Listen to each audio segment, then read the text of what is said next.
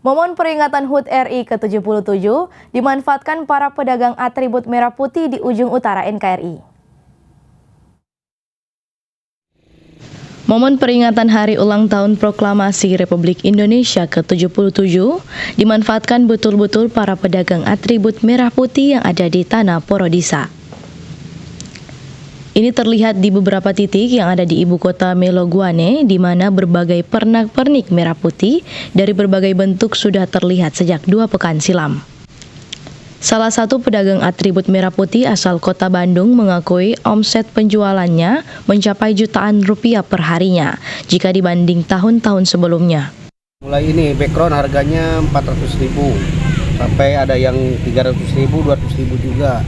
Kalau bendera ada ukurannya semeter 90, ada yang harga 70, yang ukuran semeter setengah 65, semeter 20, 50.000. Umul-umul harganya 50.000 juga.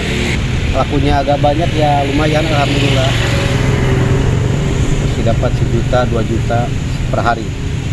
Ia berharap di sisa waktu yang ada hingga perayaan HUT RI tanggal 17 Agustus nanti, dagangannya bisa terjual habis. Alfredo Manung, Kawanua TV.